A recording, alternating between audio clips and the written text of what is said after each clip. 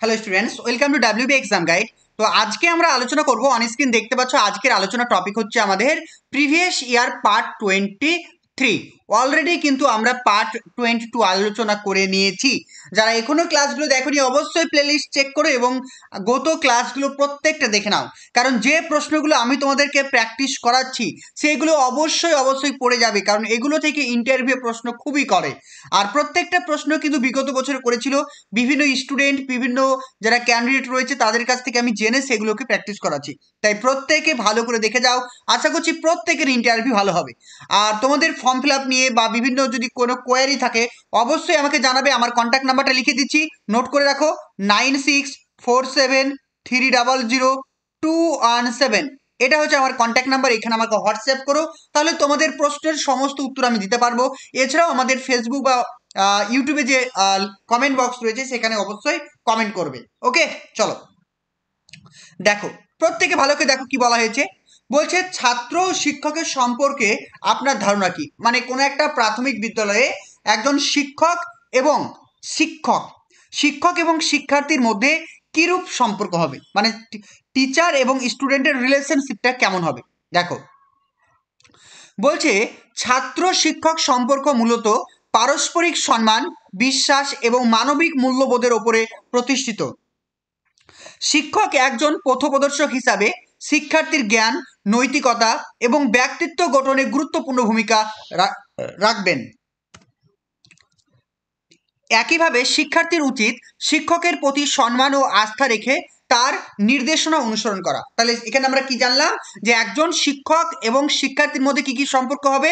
তাদের সম্পর্ক হবে সম্মানের, মানবিক মূল্যবোধের ওপর প্রতিষ্ঠিত হবে এবং একজন শিক্ষক পথপ্রদর্শক হিসাবে শিক্ষার্থীর জ্ঞান, নৈতিকতা এবং ব্যক্তিত্ব গঠনে গুরুত্বপূর্ণ ভূমিকা পালন করবে।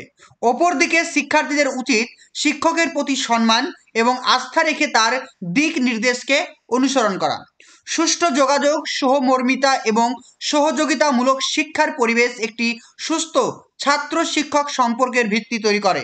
সংক্ষেপে বলা যেতে পারে, এটি এমন একটি সম্পর্ক যা শুধু শিক্ষাগত উন্নতি নয়, বরং একজন শিক্ষার্থীর সামগ্রিক মানবিক উন্নয়নে গুরুত্বপূর্ণ ভূমিকা রাখে। বুঝতে পেরেছো? এবার তোমাদের একটা জিনিস মনে হতে পারে, স্যার এত বড় আনসার কিভাবে মনে রাখবো। দেখো, আমি যদি তোমাকে এই 2 লাইন লিখে দিতাম না, এই যে 2 লাইন ধরো তোমাকে আমি লিখে দিলাম, ধরো উত্তরটা আমি এই পর্যন্ত লিখে দিলাম, তাহলে কি হবে, তুমি কিন্তু আর বিস্তারিতভাবে তোমার নিজের মতো করে বলার স্কোপটা তোমার থাকছে না। যেহেতু আমি অনেকটা বড় লিখে দিয়েছি, তাই পিডিএফটা তুমি 2-3 বার পড়বে, পড়ে নিজের মতো করে বানিয়ে বলার চেষ্টা করবে, যাতে প্রত্যেকের আনসারের মধ্যে একটা ইউনিক থাকে। বোঝা গেল? একই রকম যাতে আনসারটা না হয়, এর জন্য আমি একটু বড় করে লিখে দিয়েছি, যাতে তোমাদের বলতে সুবিধা হয়, পড়তে সুবিধা হয়। চলো নেক্সট দেখো। নেক্সট বলছে, কোনো শিক্ষার্থী শ্রেণীকক্ষে অনবরত প্রশ্ন জিজ্ঞাসা করলে আপনি কি করবেন। তোমার ক্লাসে কোনো শিক্ষার্থী বারবার প্রশ্ন করছে, সেই মুহূর্তে তুমি কি করবে। যদি কোনো শিক্ষার্থী শ্রেণীকক্ষে অনবরত প্রশ্ন করে, তাহলে প্রথমে আমি বিষয়টিকে ইতিবাচকভাবে নেব, কারণ প্রশ্ন করার অভ্যাস শেখার প্রতি তার আগ্রহ প্রকাশ করে। তবে যাতে ক্লাসের স্বাভাবিক প্রবাহ ব্যাহত না হয়, তাই প্রয়োজন হলে তাকে আলতোভাবে জানাবো কোন প্রশ্ন এখন ক্লাসে উপযুক্ত, মানে কোন প্রশ্নগুলো ক্লাসের জন্য উপযুক্ত এবং কোন প্রশ্নগুলো ক্লাসের শেষে আলোচনা করা যাবে। যে কোনো শিক্ষার্থী আমাকে বারবার প্রশ্ন করছে, যে আমি তাকে ধমক দেবো বা বলবো যে প্রশ্ন করো না, এমনটা করব না। যদি আমি এমনটা করি তাহলে ওই শিক্ষার্থী ভবিষ্যতে আর কোনো প্রশ্ন করবে না। সে যে বারবার আমাকে প্রশ্ন করছে সেটাকে উৎসাহিত করব এবং তাকে আমি অবশ্যই বলবো যে এই যে প্রশ্নগুলো আমার ক্লাস রিলেটেড, মানে আমি যাদেরকে পড়াচ্ছি সেই পড়াশোনা রিলেটেড বা সেই টপিক রিলেটেড হলে আমি তাকে সঙ্গে সঙ্গে উত্তর দিয়ে দেবো। এবং যদি আমার টপিকের বাইরে কোনো প্রশ্ন হয় তাহলে আমি তাকে বলবো যে ক্লাসের পরে সেটা বলবো। বুঝতে পেরেছো? আমি তাকে উৎসাহ দেব যেন যেন সে প্রশ্ন করার মান বজায় রাখে এবং অন্য শিক্ষার্থীদের শেখার সুযোগটাকে সম্মান করব।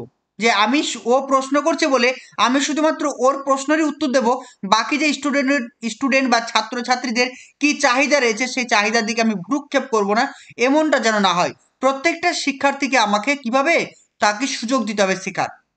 প্রয়োজনে অতিরিক্ত কৌতূহলী শিক্ষার্থীদের জন্য ক্লাসের পরে আলাদা সময় নির্ধারণ করব, যাতে সে তার সব প্রশ্নের উত্তর পেতে পারে। যদি কোনো শিক্ষার্থীর অনেক প্রশ্ন থাকে আমি তাকে বলবো ঠিক আছে ক্লাসের পরে আমার সঙ্গে দেখা করো বা আমার সঙ্গে একটু বসো, আমি তোমার সমস্ত প্রশ্নের উত্তর দিয়ে দেবো।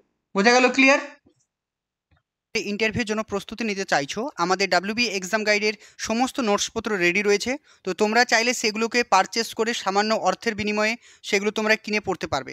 এখানে প্রত্যেকটা ফোল্ডার দেওয়া আছে, দেখতে পাচ্ছ আদার্স, ইংরেজি, গণিত, শ্রেণী বই, ভূগোল, বাংলা, ডিএলএড বই, সহজ পাঠ, প্রিভিয়াস ইয়ার কোশ্চিন এবং সমস্ত জেলা এবং প্রত্যেকটা টপিক, অর্থাৎ যার যে সাবজেক্টে অনার্স, এখানে দেখতে পাচ্ছ অনার্স বলে একটা পিডিএফ দেওয়া আছে, দেখতে পাবে তোমরা এখানে এখানে রয়েছে অ্যাকচুয়ালি। দেখো অনার্স সাবজেক্ট, এই অনার্স সাবজেক্ট মানে এখানে যার যে সাবজেক্টে অনার্স সমস্ত কিছু পিডিএফ কিন্তু দেওয়া আছে। তো তোমরা যদি আমাদের পিডিএফগুলো পারচেস করতে চাও অবশ্যই আমাকে এসএমএস করবে। এখানে প্রিভিয়াস ইয়ার কোশ্চেন যদি ক্লিক করো, জাস্ট ক্লিক করার সঙ্গে সঙ্গে এখানে দেখবে প্রচুর পিডিএফ তোমাদের ওপেন হয়ে যাবে। তারপরে যদি চলে আসো এখানে বাংলাতে যদি ওপেন করো, যাদের বাংলাতে অনার্স তাদের এখানে বাংলা সাহিত্যের ইতিহাস রয়েছে, গ্রামার রয়েছে।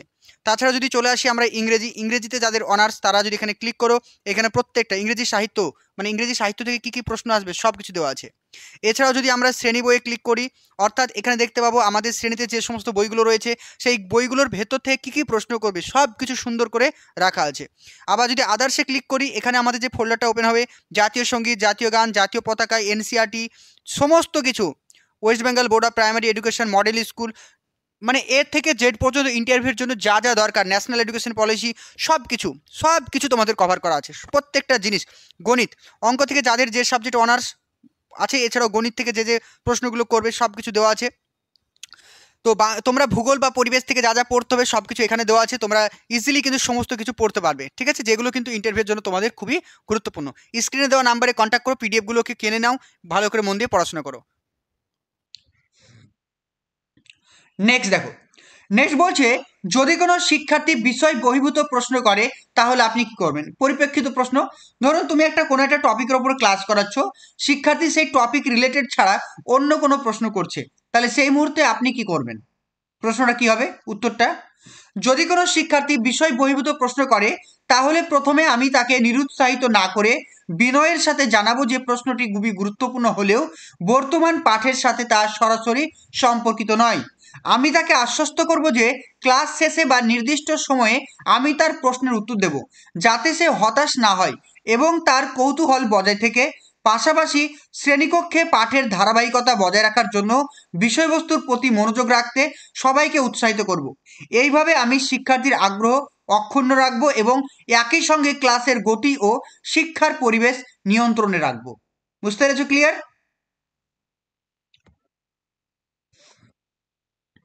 নেক্সট দেখো, আপনি কিভাবে ছাত্রদের মধ্যে পাঠ্য বিষয়টিকে অধিক আগ্রহ করে তুলতে পারবেন? প্রশ্নটা ইম্পর্টেন্ট। আপনি কিভাবে ছাত্রদের মধ্যে পাঠ্য বিষয়টিকে অধিক আগ্রহ করে তুলতে পারবেন? বলছে ছাত্রদের মধ্যে পাঠ্য বিষয়কে আকর্ষণীয় করে তুলতে প্রথমে আমি পাঠদানকে বাস্তব জীবনের উদাহরণ ও অভিজ্ঞতার সাথে যুক্ত করব, যাতে তারা বিষয়টির সঙ্গে নিজেদের জীবনের সম্পর্কে খুঁজে পায়। তুমি যদি এইটুকু বলতে পারো ইন্টারভিউ, যদি এইটুক বলতে পারো, শুধু এইটুক যদি গুছিয়ে বলতে পারো খুবই সুন্দর হবে, এইটুকু যদি বলতে পারো, বাকি যদি না বলো। তারপরে কি বলছে দেখো, পাঠ্যবস্তুকে সহজ, প্রাণবন্ত ও গল্পধর্মী করে উপস্থাপন করব এবং প্রয়োজন হলে ভিজুয়াল, চিত্র, ভিডিও বা মডেল ব্যবহার করব, যাতে শেখা আরো সহজ ও আনন্দময় হয়। বুঝতে পেরেছো? ক্লিয়ার? দেখো অনেক কিছু লেখা আছে, তোমরা যদি এতটা বলতেও পারবে না, এতটা বলার সময়ও পাবে না, তাই আমি অনেকটা লিখে দিয়েছি, অনেকটা থেকে ছোট ছোট পয়েন্ট করে নিজেরা কিন্তু বারবার প্র্যাকটিস করো, ঠিক আছে? কারণ ছোট্ট নোটসের মাধ্যমে আমি 2 থেকে 3 লাইনের মধ্যে তো ভালো ভালো ইম্পর্টেন্ট পয়েন্টগুলো তুলে দিতে পারি না, তাই না? তো আমাকে কয়েক লাইন লিখতে হবে বলে আমি লিখেছি, যাতে তোমরা সহজে পুরো জিনিসটা পড়ে জিনিসটাকে সুন্দর করে গ্রহণ করতে পারো। দেখো, শ্রেণীকক্ষে প্রশ্ন উত্তর, দলীয় কাজ, আলোচনা ও গেম ভিত্তিক শিখন কার্যক্রম যুক্ত করব, যা শিক্ষার্থীর সক্রিয়ভাবে অংশ নিতে উৎসাহিত করবে। প্রত্যেক শিক্ষার্থীর শেখার ধরন বোঝার চেষ্টা করব এবং সেই অনুযায়ী উপস্থাপনার ভিন্নতা আনবো। সব থেকে গুরুত্বপূর্ণ, আমি শিক্ষার্থীদের অর্জনকে স্বীকৃতি দেবো, মানে শিক্ষার্থীরা যতটা শিখতে পারছে সেটাকে আমি তাদের অ্যাপ্রিসিয়েট করবো, মানে প্রশংসা করব, যাতে তারা উৎসাহ পায় এবং পাঠ্য বিষয়ের প্রতি ইতিবাচক মনোভাব তৈরি হয়। চলো নেক্সট কোশ্চেন, আমরা এবার পরের প্রশ্নটা দেখব, ঠিক আছে? কি বলা হয়েছে দেখো, চলো পরের প্রশ্নটা দেখো। বলছে শ্রেণীকক্ষে আপনার পড়ানোর সময় কোনো এক ছাত্র যদি কোনো বিষয়ে আপনার ভুল ধরে, যে হয় না যে আমিও অনেক সময় পড়াতে গিয়ে ভুল করে ফেলি, তো সেই মুহূর্তে যদি কোনো শিক্ষার্থী আপনার ভুলটাকে ধরে ফেলে আপনি কি করবেন? এটা খুবই একটা স্বাভাবিক প্রশ্ন, ইন্টারভিউ কিন্তু প্রচুরবার পড়েছিল এই প্রশ্নটা। দেখো, বলছে যদি শ্রেণীকক্ষে পড়ানোর সময় কোনো শিক্ষার্থী আমার ভুল ধরিয়ে দেয় তাহলে আমি বিষয়টিকে ইতিবাচকভাবে গ্রহণ করব। প্রথমে আমি শিক্ষার্থীকে ধন্যবাদ জানাবো, কারণ ভুল খুঁজে পাওয়া তার মনোযোগ ও শেখার আগ্রহের পরিচয়। এরপর আমি ভুলটি স্বীকার করে সঠিক তথ্যটি সবার সামনে পরিষ্কারভাবে ব্যাখ্যা করব, যাতে কোনো বিভ্রান্তি না ঘটে। আমি শিক্ষার্থীদের জানাবো যে শিক্ষকও মানুষ এবং ভুল হতে পারে, কিন্তু ভুল থেকে শেখাই হচ্ছে আসল বিষয়। এভাবে আমি শিক্ষার্থীদের মাঝে সত্য অনুসন্ধান, আত্মবিশ্বাস এবং মুক্ত আলোচনার পরিবেশ বজায় রাখতে সহায়তা করব। তাহলে বুঝতে পেরেছো? তাহলে যদি কোনো শিক্ষার্থী আমার ভুল ধরে আমি কি করব? প্রথমত আমি শিক্ষার্থীকে কৃতজ্ঞতা জানাবো এবং তাদেরকে আমি অবশ্যই বলবো যে ভুল মানুষেরই হতে পারে, এবং আমি সঠিকটা শিক্ষার্থীদেরকে জানাবো যাতে তাদের মধ্যে কোনো রকম আর কনফিউশন না থাকে। বুঝে গেল? চলো পরের প্রশ্ন দেখো। নেক্সট কোশ্চেন বলছে, আপনার শ্রেণীকক্ষে কিছু শিক্ষার্থী অল্প বুদ্ধিসম্পন্ন এবং কিছু মেধাবী শিক্ষার্থী রয়েছে। আপনি কিভাবে সবার চাহিদা একসাথে মেটাবেন? মানে এই প্রশ্নটা এতবার যে করেছিল ইন্টারভিউ বলা যায় না, প্রচুর জনকে প্রশ্নটা করেছিল। তাহলে কিভাবে এই আনসারটা দেবো আমি এই প্রশ্নের? দেখো, একটি শ্রেণীকক্ষে শিক্ষার্থীদের বুদ্ধি, দক্ষতা ও শেখার গতিতে ভিন্নতা থাকা খুবই স্বাভাবিক। তাই প্রথমে আমি তাদের শেখার ধরন ও প্রয়োজন আলাদা করে বোঝার চেষ্টা করব। অল্প বুদ্ধিসম্পন্ন শিক্ষার্থীদের জন্য সহজ ব্যাখ্যা, ধাপে ধাপে শেখানো, অতিরিক্ত সময় ও রিমিডিয়াল সাপোর্ট দেব, যাতে তারা আত্মবিশ্বাস পায় এবং মূল বিষয়টি বুঝতে পারে। অন্যদিকে মেধাবী শিক্ষার্থীদের জন্য চ্যালেঞ্জিং টাস্ক, অতিরিক্ত রিসোর্স বা অ্যাডভান্স অ্যাক্টিভিটি দেব, যাতে তাদের শেখার আগ্রহ ও বিকাশ অব্যাহত থাকে। শ্রেণীকক্ষে দলীয় কার্যক্রম, পারস্পরিক সহায়তা ও সহপাঠক্রমিক কার্যবলীর ব্যবস্থা করব, যাতে মেধাবী শিক্ষার্থীরা অন্যদের সাহায্য করতে পারে এবং সবাই সক্রিয়ভাবে অংশগ্রহণ করে। সবথেকে গুরুত্বপূর্ণ, আমি এমন একটি পরিবেশ তৈরি করব যেখানে কেউ নিজেকে কম মনে না করে প্রত্যেকের নিজের ক্ষমতা অনুযায়ী শিখতে পারে। এভাবে সবার চাহিদা আমি সমানভাবে পূরণ করার চেষ্টা করব। বোঝা গেল? ক্লিয়ার? চলো নেক্সট দেখো। নেক্সট বলছে, কোনো ছাত্রছাত্রী আপনার সঙ্গে যদি খারাপ ব্যবহার করে আপনি কিভাবে তাকে মূল স্রোতে ফিরিয়ে আনবেন?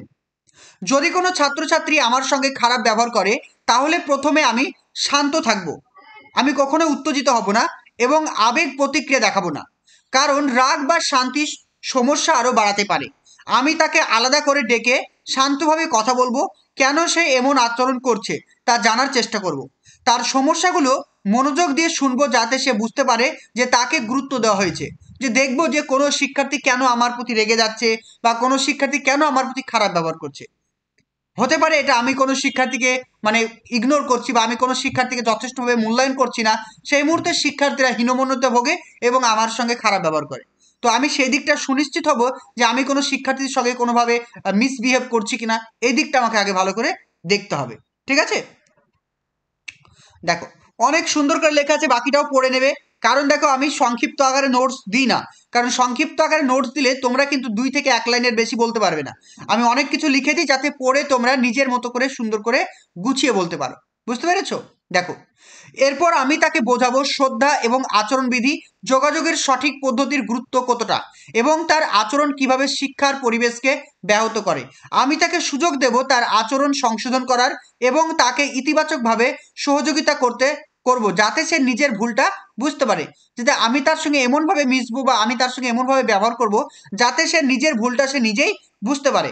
প্রয়োজনে আমি তার অভিভাবক বা কাউন্সিলরের সহায়তা নেব, তবে শিক্ষার্থীর প্রতি সম্মান এবং সহমর্মিতা বজায় রেখে। সবশেষে আমি চেষ্টা করব তাকে এমন পরিবেশ ফিরিয়ে আনতে যেখানে সে আত্মবিশ্বাস নিয়ে সম্মান বজায় রাখে এবং দায়িত্বশীল আচরণের মাধ্যমে মূল স্রোতে যুক্ত হতে পারে। তাহলে দেখতে পাচ্ছ এখানে কিন্তু আমি অনেকটা লিখে দিচ্ছি, অনেকটা। এতটা কিন্তু তোমরা ইন্টারভিউ বলার সময় পাবে না। 2 থেকে 3 বার পিডিএফটা পড়বে, পড়ে মূল যে জিসটা নিজের মতো করে বলার প্র্যাকটিস করবে, তাহলে দেখবে সুন্দর হয়ে যাচ্ছে আনসারটা। বুঝতে পেরেছো? চলো চলো নেক্সট কোশ্চেন দেখো। পরের প্রশ্ন কি বলছে, আপনি আপনার বিষয় ছাড়া কো কারিকুলাম অ্যাক্টিভিটি হিসাবে শিক্ষার্থীদের কি কি শেখাবেন? এটা খুবই গুরুত্বপূর্ণ একটা প্রশ্ন। যে অনেক সময় জিজ্ঞেস করে যে আমাদের যে শিক্ষার্থীদের সার্বিক বিকাশে যে কো কারিকুলাম অ্যাক্টিভিটি, মানে সহ পাঠ্যক্রমিক যে কার্যবলীগুলো রয়েছে আপনি শিক্ষার্থীদের কোন কোন কো কারিকুলামগুলি শেখাবেন। দেখো, আমার বিষয় ছাড়া শিক্ষার্থীদের সার্বিক বিকাশের জন্য বিভিন্ন কো কারিকুলার অ্যাক্টিভিটি শেখাতে পারি। প্রথমে আমি তাদের সাংস্কৃতিক কার্যক্রম যেমন নাচ, গান, আবৃত্তি, নাট্য চর্চায় অংশ নিতে উৎসাহিত করব, যাতে তারা আত্মবিশ্বাসী ও সৃজনশীল হয়ে উঠতে পারে। পাশাপাশি নেতৃত্ব গুণ, দলগত কাজ, সময় ব্যবস্থাপনা ও যোগাযোগ দক্ষতা উন্নয়নমূলক কার্যক্রম পরিচালনা করব। স্পোর্টস বা শারীরিক ব্যায়ামের প্রতি আগ্রহ বাড়াবার জন্য বিভিন্ন খেলাধুলা এবং ফিটনেস অ্যাওয়ারনেস কার্যক্রম পরিচালনা করতে পারবো। তাছাড়া বিতর্ক, কুইজ, আঁকাআঁকি, বিজ্ঞান প্রকল্প, পরিবেশ সচেতনতা এই সমস্ত কার্যক্রমে শিক্ষার্থীদের যুক্ত করব, যা তাদের চিন্তা শক্তি এবং সামাজিক দায়িত্ববোধ বৃদ্ধি করবে। মোট কথা, পাঠ্য বিষয়ের বাইরে শিক্ষার্থীদের নানানমুখী দক্ষতা বিকাশের সহযোগিতা করাই হবে আমার মূল লক্ষ্য। তাহলে বুঝতে পেরেছো, সমস্ত কিছু একদম পুরো কমপ্লিট আকারে নোটস দেওয়া আছে, শুধু তোমরা ভালো করে পড়বে। ইন্টারভিউয়ে দেখো, বাজার চলতে যে বইগুলো রয়েছে, বইগুলো যারা কিনেছো আশা করছি তারা বুঝতে পারছো বাজারে চলতি বইয়ের কি লেভেল রয়েছে। আর যারা এখনো নোটসপত্র কেননি, চাইলে আমাদের নোটসপত্রগুলো কিনতে পারো, একদম পুরো কমপ্লিট সব কিছু পাবে। আমার নোটসের বাইরে কোনো কিছু পড়ার দরকার নেই, সব কিছু এর মধ্যে থাকবে, সব কিছু এর থেকে জেড পর্যন্ত, শুধু পড়ে যাও অল্প সময়ের মধ্যে, ঠিক আছে? প্রত্যেকেই আমাদের ডাব্লিউবি এক্সাম গাইডের সমস্ত নোটসপত্র কিনেছো এবং পড়াশোনা করছো, কিন্তু তোমাদেরকে একটা কথা বলবো, শুধু নিজে পড়লে হবে না, মক ইন্টারভিউ ক্লাসে তোমাদেরকে সেটাকে প্রতিফলন করতে হবে। তাই তোমাদের প্রিপারেশন কতটা সঠিক হয়েছে সেটা দেখার জন্য আমাদের প্রাইমারি ইন্টারভিউয়ের জন্য একটা নতুন কোর্স চালু হচ্ছে, যেখানে আমাদের অভিজ্ঞ শিক্ষক বা শিক্ষিকারা রয়েছেন, যারা কিন্তু প্রতিনিয়ত তোমাদেরকে ডেমো প্র্যাকটিস করাবেন, তোমাদের মক ইন্টারভিউ নেবে, যেটা কিন্তু তোমাদের সম্পূর্ণ ইন্টারভিউ যেমনভাবে হবে ঠিক সেইভাবেই কিন্তু তোমাদেরকে প্র্যাকটিস করানো হবে। তো তোমরা যারা আমাদের সঙ্গে মক ইন্টারভিউ ক্লাস করতে চাইছো অনলাইনে, ক্লাসটা অনলাইন গুগল মিটে হবে। তো তোমরা যদি মক ইন্টারভিউ ক্লাস করতে চাও, অবশ্যই স্ক্রিনে দেওয়া নাম্বারে আমাদের সঙ্গে যোগাযোগ করো। সেখানে খুবই অল্প ফিস রয়েছে, অ্যাডমিশন নাও, কারণ সুযোগ একবারই আসে, এই সুযোগটাকে মিস করো না। সামান্য কিছু টাকার জন্য হয়তো তোমরা ভাবছো যে নিজেরাই প্র্যাকটিস করবো, এটা করো না, কারণ নিজেদের ভুলটা তোমরা নিজেরা কখনো আইডেন্টিফাই করতে পারবে না। তাই প্রত্যেকে আমি বলবো, প্রত্যেকে কিন্তু আমাদের ক্লাসে জয়েন করো এবং নিজের প্রিপারেশনকে আরও সুন্দর করে তোলো। চলো নেক্সট দেখো, নেক্সট বলছে, স্কুলের বাইরে শিক্ষার্থীর কার্যক্রম নিয়ে শিক্ষকের ভাবনার কি কোনো প্রয়োজন আছে? ধরো আমি স্কুল গেছি, স্কুলে কোনো শিক্ষার্থীর প্রতি আমার নিজস্ব দায়িত্ব তো রয়েছে, তাই না? তো স্কুল শেষ হয়ে গেলেও কি ওই শিক্ষার্থীর প্রতি আমার কি কোনো দায়িত্ব আছে? এটা ইন্টারভিউর প্রশ্ন। বলছে কি দেখো, শিক্ষার্থীর সার্বিক বিকাশকে সুনিশ্চিত করতে স্কুলের বাইরে তার কার্যক্রম বা আচরণ নিয়ে শিক্ষকের কিছুটা চিন্তা করা প্রয়োজন। কারণ একজন শিক্ষার্থীর ব্যক্তিত্ব, অভ্যাস, মানসিকতা, আচরণ অনেকটাই গড়ে ওঠে স্কুলের বাইরে থাকা পরিবেশ থেকে। প্রথমে আমি তার সামাজিক আচরণ, বন্ধুমহল ও নৈতিকতা, সময় ব্যবস্থাপনা ও দায়িত্ববোধ সম্পর্কে ধারণা নেওয়ার চেষ্টা করব। যদি দেখি কোনো বাইরের প্রভাব তার পড়াশোনা বা মানসিক অবস্থাকে ক্ষতিগ্রস্ত করছে, তাহলে তখন শিক্ষক হিসাবে পদক্ষেপ নেওয়া একান্তভাবে আমার জরুরি। আমি শিক্ষার্থীদের সঙ্গে আলাদা করে কথা বলবো, তার সমস্যাগুলো জানতে চেষ্টা করব এবং প্রয়োজন হলে অভিভাবকের সঙ্গে যোগাযোগ করে সহযোগিতা চাইব। উদ্দেশ্য হবে তাকে কোনোভাবে নিয়ন্ত্রণ করা নয়, যে আমি কোনো একটা শিক্ষার্থীকে যে নিয়ন্ত্রণ করছি, এটাই আমার উদ্দেশ্য নয়, বরং তাকে সঠিক পথে উৎসাহিত করা, তার নিরাপত্তা সুনিশ্চিত করা এবং তার ভবিষ্যৎকে ইতিবাচকভাবে গড়ে তোলা। অতএব শিক্ষকের দায়িত্ব শুধু শ্রেণীকক্ষের মধ্যে সীমাবদ্ধ নয়, বরং শিক্ষার্থীর সার্বিক কল্যাণের দিকেও নজর রাখা একান্তই প্রয়োজন। এটার মানেটা কি বললো? এখানে বলতে চাইলে, ধরো কোনো শিক্ষার্থী তো স্কুলে মোবাইল নিয়ে আসে না, আসে কি? কেউ নিয়ে আসে না। আমরা শিক্ষার্থীকে পড়াচ্ছি, কিন্তু দেখা গেল বিকেলবেলায় কোনো একটা বন্ধুদের সঙ্গে বসে সে সারাক্ষণ মোবাইলে গেম খেলছে। তো সেই মুহূর্তে আমি একজন শিক্ষক হিসাবে অবশ্যই সেটাকে দেখব এবং তাকে মোবাইল খেলা থেকে আমি বিরত রাখবো, অবশ্যই আমার দায়িত্ব রয়েছে। চলো এবার আমরা নেক্সট প্রশ্ন দেখব। পরের প্রশ্ন কি বলা হয়েছে একটু দেখে নাও।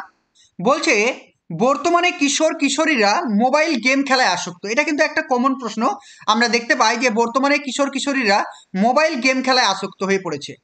আপনি জানতে পারলেন আপনার এক শিক্ষার্থী সেও মোবাইল গেম খেলায় আসক্ত হয়ে পড়েছে, তাহলে আপনি কি ভূমিকা পালন করবেন? খুবই একটা ভালো প্রশ্ন, এই মুহূর্তে একটা মানে কারেন্ট টপিকের উপর একটা প্রশ্ন, যে জানি আমরা যে ছোট থেকে বড় প্রত্যেকটা মানুষই কিন্তু এখন মোবাইলের প্রতি আসক্ত। তো আপনি একজন শিক্ষক হিসাবে কি ভূমিকা পালন করবেন? দেখো, যদি আমি দেখি আমার কোনো শিক্ষার্থী মোবাইল গেমে আসক্ত হয়ে পড়েছে, তাহলে প্রথমে আমি বিষয়টি সংবেদনশীলভাবে বুঝতে চেষ্টা করব। তাকে ধমক বা শাস্তি না দিয়ে আলাদা করে কথা বলবো এবং তার আসক্তির কারণ জানতে চাইবো। সে কেন মোবাইলের প্রতি বেশি আসক্ত হয়ে পড়েছে সেটা আমি জানার চেষ্টা করব। এবং সে কি বিনোদন, চাপ, একাকিত্ব নাকি অন্য কোনো কারণে অতিরিক্ত গেম খেলছে সেটা দেখতে হবে। কারণ দেখো, বাচ্চারা মানে মোবাইলের প্রতি আসক্ত হওয়ার বিভিন্ন কারণ রয়েছে। হতে পারে সে বিভিন্ন রিলস ভিডিও দেখছে, এখন দেখতে পাবে বিভিন্ন ফানি ভিডিও, রিলস ভিডিও বাচ্চারা দেখতে চায় ওর জন্য। বা হতে পারে সে কোনো চাপ রয়েছে, মানসিক চাপ রয়েছে, তার জন্য সে রিলিফ পাওয়ার জন্য করছে। বা হতে পারে সে একাকিত্ব ফিল করছে বা তার মা বাবা তাকে সময় দিচ্ছে না, সেই জন্য মোবাইল দেখছে। বা অন্য কোনো কারণ থাকতে পারে, সেটাকে আমাকে প্রথমে আইডেন্টিফাই করতে হবে। আমি তাকে বোঝাবো গেম খেলার বাড়াবাড়ি কিভাবে পড়াশোনা মানে মানে কি বলছি দেখো, আমি তাকে বোঝাবো গেম খেলার বাড়াবাড়ি কিভাবে পড়াশোনা, আচরণ, ঘুম, স্বাস্থ্য, ভবিষ্যতের ওপর নেতিবাচক প্রভাব ফেলতে পারে। তাহলে আমি তাকে বলবো যে এই যে তোমরা গেম খেলছো, এই গেম খেলার কারণে তোমাদের কি কি ক্ষতি হতে পারে সেটা বোঝাবো। তারপর সময় ব্যবস্থাপনা শেখাবো, যে আমরা গেম খেলার কারণে আমাদের কি কি কিভাবে সময় নষ্ট হয়ে যাচ্ছে, আমাদের এই সময় কি কি করা উচিত সেগুলো জানবো। এবং মোবাইল ব্যবহারের একটি সুস্থ রুটিন গড়ে তুলবো এবং সহযোগিতা করব। আমি বাচ্চাদেরকে বলবো যে এই টাইমে তোমরা মোবাইল দেখবে আর এই টাইমে তোমরা মোবাইল দেখবে না। কারণ দেখো, মোবাইলটা আমাদের একটা হ্যাবিট, যে বাচ্চাদেরকে যদি বলি একদমই মোবাইল দেবো না, তাহলে তারা কিন্তু থাকবে না। কিছুটা টাইম, লিমিটেড টাইম তাদেরকে একটু হলেও দিলাম, আর বাকিটা কিন্তু তাদের কাছ থেকে মোবাইলটাকে দূরে রাখার চেষ্টা রাখবো। এরপর তার অভিভাবকের সঙ্গে যোগাযোগ করে বিষয়টি জানাবো এবং পরিবারের মোবাইল ব্যবহারের সঠিক নিয়ম কানুন তৈরি করার পরামর্শ দেব। প্রয়োজন হলে কাউন্সিলরের সহায়তা নেওয়ার কথা বলবো। পাশাপাশি আমি তাকে বিভিন্ন co curricular activity, group work, খেলাধুলা, সৃজনশীল কাজে যুক্ত করব, যাতে সে ধীরে ধীরে গেম থেকে মন সরিয়ে সুস্থ ইতিবাচক অভ্যাসের দিকে যেতে পারে। ঠিক আছে? তাহলে এত বড় নোটসটাকে সুন্দর করে পড়বে, পড়ে কিন্তু একদম জিস্ট করে 2 থেকে 3 লাইনে বলার প্র্যাকটিস করতে হবে। ঠিক আছে? সেই জন্য বলছি যে তোমরা আমাদের নোটসগুলো অনেকে কিনেছো, কিন্তু কতটা সুন্দর করে বলতে পারছো বা উপস্থাপন করতে পারছো, এটা কিন্তু দেখার বিষয় রয়েছে। তাই যারা আমাদের অনলাইন ক্লাসে জয়েন করতে চাইছো, স্ক্রিনে দেওয়া নাম্বারে অবশ্যই আমাকে কন্ট্যাক্ট করো, তাহলে অনলাইন ক্লাস সম্পর্কে আমাদের জানতে পারবে। ঠিক আছে? চলো নেক্সট দেখো। নেক্সট বলছে, আপনার পড়ানোর বিষয়বস্তু ছাত্রছাত্রীরা কতটুকু গ্রহণ করতে পারলো তা আপনি কিভাবে বুঝবেন? এটা একটা খুবই গুরুত্বপূর্ণ একটা প্রশ্ন। দেখে নাও কি হবে আনসার এটা। যে কোনো একটা টপিক শিক্ষক মহাশয় পড়িয়েছে, সেই টপিকটা শিক্ষার্থীরা কতটা বুঝতে পেরেছে সেটা আমি কিভাবে জানবো? দেখো, চলো নেক্সট দেখো, পরের প্রশ্ন কি বলছি দেখো, আপনার পড়ানোর বিষয়বস্তু ছাত্রছাত্রীরা কতটা গ্রহণ করতে পারলো তা আপনি কিভাবে বুঝবেন? উত্তর দেখো, শিক্ষার্থীরা আমার পড়ানো বিষয়বস্তু কতটা গ্রহণ করতে পেরেছে তা বোঝার জন্য প্রথমে আমি শ্রেণীকক্ষে বিভিন্ন ধরনের প্রশ্ন উত্তর পর্ব চালাবো। তাদের উত্তর, প্রতিক্রিয়া এবং ব্যাখ্যা করার ক্ষমতা দেখে সহজেই ধারণা পাওয়া যায় তারা বিষয়টি বুঝতে পেরেছে। আমি ছোট ছোট ফর্মেটিভ অ্যাসেসমেন্ট যেমন কুইজ, মৌখিক পরীক্ষা, ক্লাস টেস্ট বা দ্রুত লিখিত কার্যক্রম গ্রহণ করব। এর মাধ্যমে তারা কেন্দ্রীয় ধারণাগুলি আয়ত্ত করেছে কিনা তা যাচাই করা সহজ হবে। পাশাপাশি দলীয় কাজ, আলোচনা, সমস্যার সমাধানের কার্যক্রমে তাদের অংশগ্রহণ পর্যবেক্ষণ করব। তারা শেখা ধারণা বাস্তব পরিস্থিতিতে প্রয়োগ করতে পারছে কিনা এটাও আমাকে দেখতে হবে। যদি দেখি কেউ পিছিয়ে আছে, তাহলে তাকে আলাদা করে সাপোর্ট দেব এবং প্রয়োজন হলে রিমিডিয়াল টিচিংয়ের ব্যবস্থা করব।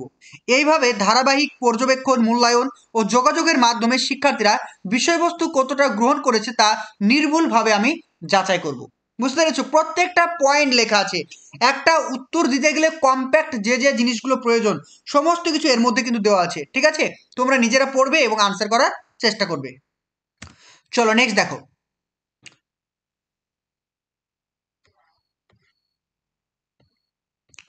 নেক্সট বলছে, আপনার ক্লাসে কোনো ছাত্র যদি নিয়মিত অনুপস্থিত থাকার চেষ্টা করে, তাহলে আপনি কি ভূমিকা পালন করবেন? এটা খুব ইম্পর্টেন্ট একটা প্রশ্ন।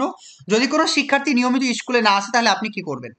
যদি দেখি কোনো শিক্ষার্থী নিয়মিত অনুপস্থিত থাকার চেষ্টা করছে, তাহলে প্রথমে আমি তার অনুপস্থিতির কারণ খুঁজে বের করার চেষ্টা করব। তার সাথে আলাদাভাবে কথা বলবো। সে কি ভয়, অনাগ্রহ বা সহপাঠীদের সমস্যা পারিবারিক চাপ, নাকি শারীরিক বা মানসিক অসুস্থতার কারণে ক্লাস এড়িয়ে চলছে। কারণ জানার পর আমি তাকে বোঝাবো নিয়মিত ক্লাসে উপস্থিত থাকার গুরুত্ব এবং অনুপস্থিতির ফলে শেখার ক্ষতি কিভাবে হয়। তার জন্য ক্লাসকে আরো আকর্ষণীয় ও অংশগ্রহণমূলক করতে প্রয়োজনীয় ব্যবস্থা নিব, যাতে সে আবার আগ্রহ ফিরে পায়। প্রয়োজনে অভিভাবকের সঙ্গে যোগাযোগ করে তাদের সহযোগিতা চাইব এবং ছাত্রটির সমস্যার সমাধান যৌথভাবে করার চেষ্টা করব। যদি প্রয়োজন হয় কাউন্সিলর বা স্কুল কর্তৃপক্ষের সহায়তা নিয়ে শিক্ষার্থীর মানসিক বা সামাজিক সমস্যার সমাধান করব। সর্বশেষে আমি তাকে উৎসাহ দেব, তার অগ্রগতি পর্যবেক্ষণ করব এবং তাকে এমন পরিবেশ দেব যাতে সে নিজে থেকে নিয়মিত ক্লাসে আসতে স্বাচ্ছন্দ্য বোধ করে। নেক্সট দেখো, শ্রেণীতে নতুন বিষয়ে পাঠদানের সময় আপনি কি ভূমিকা পালন করবেন? খুবই ইম্পর্টেন্ট একটা প্রশ্ন, দেখে নাও কি হবে এটার আনসার। বলছে শ্রেণীতে কোনো নতুন বিষয়বস্তু পাঠদানের সময় একজন শিক্ষক হিসাবে আপনার কি ভূমিকা হবে?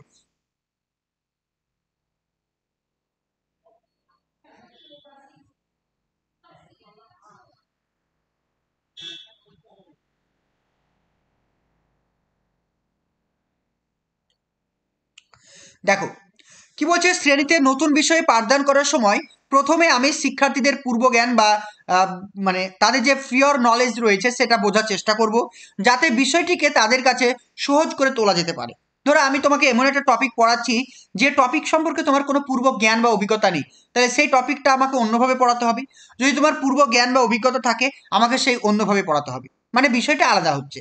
তাই প্রথমে কোনো শিক্ষার্থীকে পড়াবার আগে সেই বিষয় সম্পর্কে শিক্ষার্থীর কতটা পূর্ব জ্ঞান রয়েছে সেটাকে আমার জানার চেষ্টা করতে হবে।